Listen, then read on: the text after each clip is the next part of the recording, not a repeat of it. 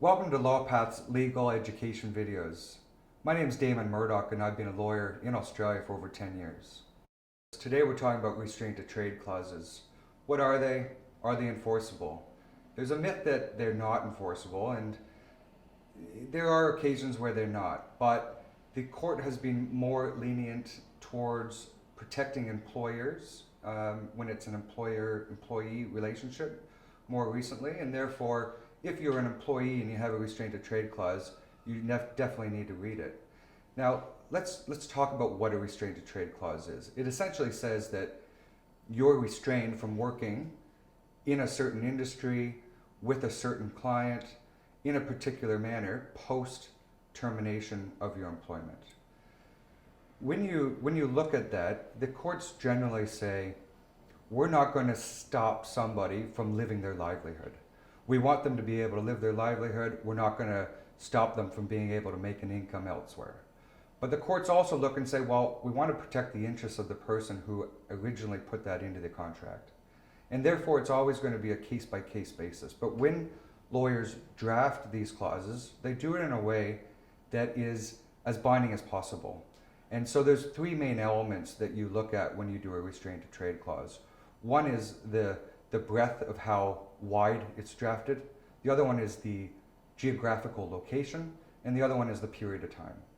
So when you look at these clauses, you normally will see an employee must not, during the period of the contract and during the restraint period in the restraint area, compete against the employer.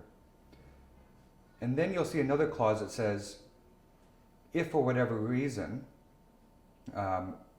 let's say 36 months is too long, then the court is to read that down to 24 months. And if 24 months is too long, down to 12 months. And if 12 months is too long, 6 months. And if all of Australia is too wide, then the state of Queensland, Victoria, New South Wales. These are what's called cascading clauses. And the reason why they're drafted in a manner is one of the grounds to overturn a restraint of trade clause is in a situation where it's against in situations where it's against public policy.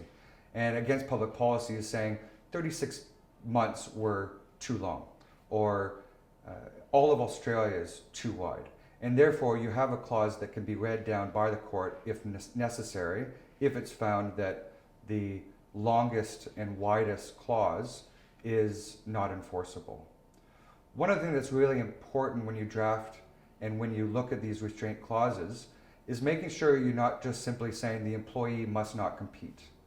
It's important to say that the employee, either as a shareholder, through a company, through a trust, as subagent, as agent, as servant, as contractor, must not compete. Because if you have just, I'm an employee or your employee must not compete, that employee can just create a company tomorrow and potentially just compete through that company. And if you want to learn why a company and an employee or an individual is totally different, watch our video on companies versus sole traders. Thank you for watching our video. For more videos, make sure you subscribe to LawPath's YouTube channel. If you want more information, visit www.lawpath.com.au. Thank you for watching. I'll see you next time.